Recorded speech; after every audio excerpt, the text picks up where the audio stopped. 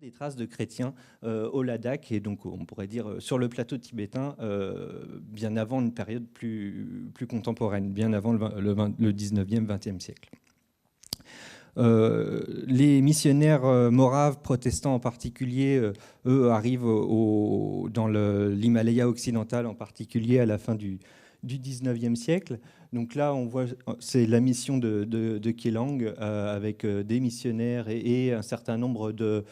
C'est pas forcément tous des convertis, hein, c'est à la fois des personnes qui participent à la mission en tant que convertis ou non. Donc en 1902, mais ils arrivent déjà, les missionnaires moraves arrivent déjà à la fin du 19e siècle. Vous connaissez probablement certains de leurs noms, Yashke pour son dictionnaire en particulier, hein, qui est repris dans les autres grands dictionnaires très souvent. Voilà. Avant eux, on a quelques passages qui peuvent être connus, notamment Désidéry qui traverse le Ladakh, donc qui aussi... on aurait retrouvé des traces de vieilles Bibles dans des masques en papier mâché. Donc on a quand même de ces traces de ces passages, mais c'est vraiment qu'ils ne s'implantent pas. Et là, en particulier, on peut parler des missionnaires moraves, puisqu'ils vont vraiment s'implanter, et encore jusqu'à aujourd'hui, puisque les descendants puisque ce sont des protestants qui viennent avec femmes et enfants. S'ils ne viennent pas avec les enfants, ils repartent avec les enfants.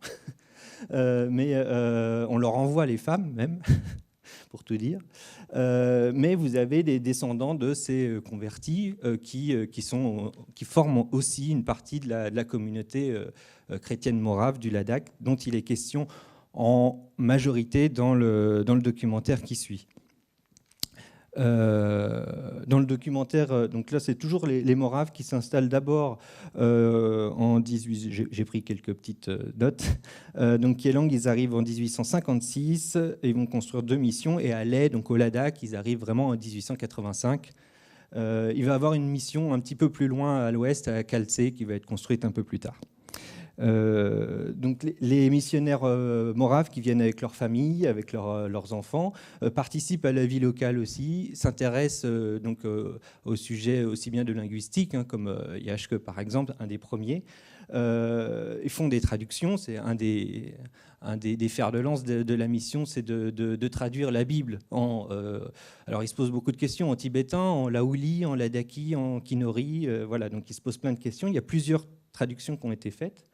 Traduction de la Bible, traduction de psaumes, etc. Les traductions peuvent être, très souvent, sont faites par les missionnaires eux-mêmes, mais peuvent être aussi leurs femmes. Leurs femmes font aussi des traductions de chants. Et en fait, ces traductions se font aussi dans l'autre sens. Des témoignages, par exemple, de soldats vétérans de la guerre contre les Dogras ont pu être récupérés, transcrits et traduits par... c'est la femme de Haid, je crois, qui a fait ça, notamment. Donc il y a un contact à la fois missionnaire, bien évidemment, mais aussi on s'intéresse vraiment à la région où il s'installe. Donc c'est le cas notamment de Franke, qui a fait produit beaucoup d'articles sur le Ladakh, aussi bien sur les pétroglyphes, sur l'histoire du Ladakh. Il a basé son travail sur d'autres de ses collègues, Marx notamment. Et puis là, vous avez Joseph Gargen, qui est le premier pasteur ladakhi, donc un converti. Il faut savoir que les tout premiers convertis étaient quand même plutôt pas des ladakis de naissance, c'était des immigrés tibétains, mais qui fuyaient par exemple le sud, qui pouvaient fuir le Kinor, qui allaient s'installer au Ladakh, ou qui arrivaient du Tibet central. Ça serait l'histoire du père de Joseph Gargen qui aurait fui le Tibet central, qui se serait installé là-bas. Donc, c'était plus facile à faire passer une conversion pour des non-ladakis de souche, on va dire. Joseph Gargen donc, a été le premier pasteur ordonné de langue tibétique native, on va dire. Et c'est lui qui a vraiment entrepris et terminé une version, une traduction complète de la Bible en tibétain vers 1947.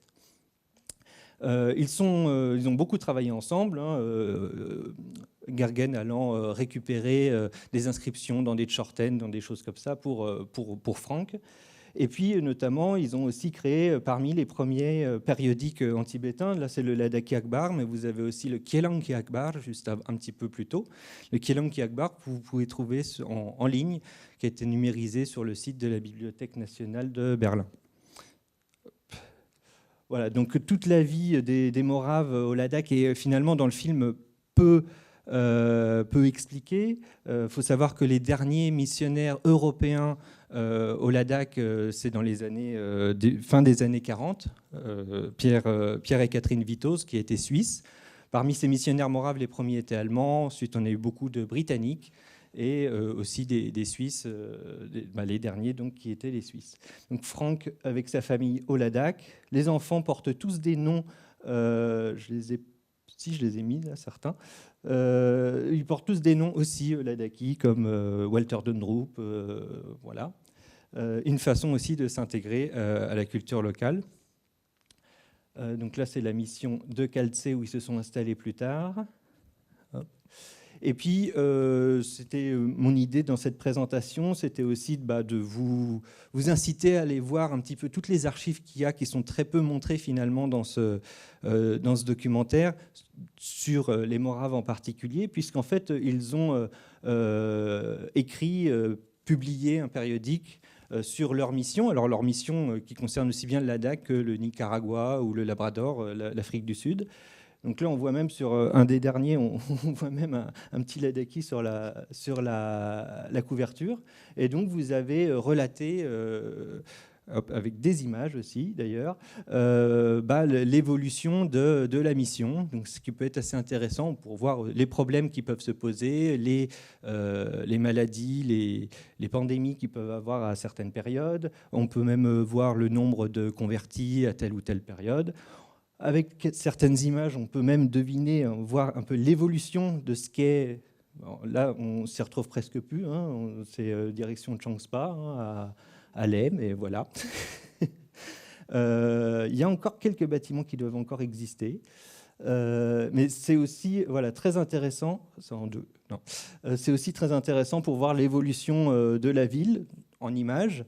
Et quand on lit tout ça, de voir l'évolution de ce qui s'y passe. Ils expliquent quand ils construisent une école, un hôpital, etc. Des coins, pour ceux qui connaissent les, que vous devez sûrement reconnaître. Je crois que ça a bien changé, parce que maintenant, il doit y avoir une Gurudwala juste à côté, il me semble. Oui, ah oui, complètement. Oui, oui. Oui, juste là. Mais justement, déjà, là, je n'ai plus l'année, mais voilà, déjà, cet arbre marquait, et c'est amusant de voir l'évolution. On a des photos même plus tard. Voilà.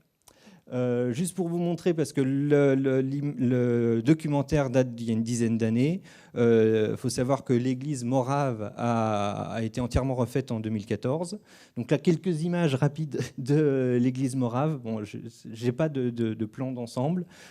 Juste pour souligner un des points importants que les Moraves ont depuis le début dans leur implantation au Ladakh, c'est cette acculturation.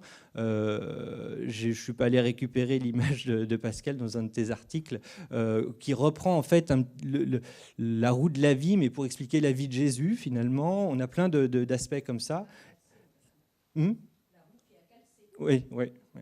Et donc encore aujourd'hui, on voit notamment dans le style des fenêtres et des gravures, en fait, ça ressemble vraiment de loin à une architecture ladakhi. Et quand on se rapproche, on voit plein de petits symboles, une colombe, alpha, oméga, des choses comme ça. Donc même sur cette architecture contemporaine, le Yeshua pour Jésus, voilà. Voilà, oui. C'est le voilà. Donc dans le documentaire, on parle beaucoup des Moraves. Vous allez aussi, ils vont rencontrer des missionnaires catholiques. Alors les missionnaires catholiques d'aujourd'hui sont vraiment arrivés avec les Indiens, avec l'armée indienne aussi. malgré tout, il y a eu une tentative de mission catholique à la fin du 19e siècle aussi, qui a échoué. Donc c'est Daniel Kilty, ce missionnaire britannique qui est arrivé au Ladakh. Il est mort au Ladakh et il est enterré, j'ai plus la photo ici, mais il est enterré au cimetière Morave. Il est arrivé à la même période. Il n'a pas fait les choses de la même manière. Lui, il est mort sur place de fatigue et de maladie. Ça a perduré quelques années et en 1895, ça s'est complètement arrêté. Donc il y a quand même eu une tentative de mission catholique à peu près à la même période. Pas du tout sur les mêmes bases, je dirais. Il y a un très bon article de John Bray aussi sur cette première mission catholique. Et les catholiques que vous allez voir dans le documentaire aujourd'hui, ils sont déconnectés de cette histoire des catholiques de la fin du 19e siècle. Et un autre point qui rejoint aussi la présentation du film, que vous verrez, le film comporte un certain nombre de biais. Il a une dizaine d'années aussi, ça peut être aussi pour ces raisons-là. Il est question aussi, un petit peu tardivement, des relations entre chrétiens, bouddhistes et musulmans, puisque Ladakh, vous êtes dans un lieu où tout se croise. À Leh en particulier, vous avez des chrétiens moraves, des bouddhistes de diverses écoles, et des sunnites et des chiites. Ça, c'est aussi important à souligner. Et il faut voir que si les missionnaires chrétiens, et moraves en particulier, ont importé au Ladakh un certain nombre de nouveautés de la modernité, notamment des écoles, des hôpitaux, les musulmans aussi étaient même un petit peu en avance, ont importé toute cette modernité, ce qu'on peut voir dans des récits, caravanes tibétaines par exemple ou autres. Au sein du gouvernement, les munchis c'était des musulmans, les guides de Sven Hedin et compagnie c'était très souvent des musulmans parce qu'ils maîtrisaient plusieurs langues. Et finalement, les premiers chrétiens se rejoignent aussi là-dessus par cette maîtrise de plusieurs langues, de la diplomatie. Parmi les premiers représentants du Ladakh, vous avez Elijah Tsetenpuntsok, le gendre de Joseph Gargen. Donc ils ont eu une importance, et ils ont encore aujourd'hui, ce qui est montré aussi dans le film par la place des écoles moraves au Ladakh aujourd'hui. Ils ont pris cette importance très tôt. Je dirais dans l'histoire assez récente des missionnaires au Ladakh, des Moraves en particulier. Et je pense que Pascal aura des choses plus importantes à dire sur ce qui se passe aujourd'hui, ce qui est vraiment contemporain. Je vous ai laissé, si vous avez peut-être, on ne voit pas très bien, mais notamment, vous avez en fait les archives de Morave d'Ernut. Donc Ernut, c'est le centre morave en Allemagne, en Saxe. Vous avez beaucoup d'archives concernant les travaux des missionnaires moraves au Ladakh et au Tibet occidental en général, donc aussi bien de la correspondance, des photos et des rapports. Donc l'adresse aussi où vous pouvez consulter le Kielanki Akbar. Le Ladakhi Akbar, il est archivé à la Moravian Church aux archives de Londres. Et le Kielanki Akbar est disponible et a été numérisé à Berlin. Et puis donc les periodical accounts, donc c'est ce périodique qui était établi régulièrement, où vous pouvez trouver énormément de photos. Moi, j'ai commencé à dépouiller tout ça. Il y a plus de 2500 pages qui concernent le Ladakh en particulier. Depuis, en fait, la mission vers les Mongols, au départ, l'idée des Moraves était d'aller en Mongolie, et finalement, ils se sont arrêtés en chemin et ils se sont arrêtés sur le Ladakh. Donc, depuis la mission vers les Mongols jusqu'à la mission du Tibet, et les derniers articles des années, il y en a de moins en moins, mais dans les années 60, il y en a encore quelques-uns. Donc là, c'était numérisé par une bibliothèque canadienne, puisque dans ces periodical accounts, vous avez beaucoup de choses sur le Labrador aussi.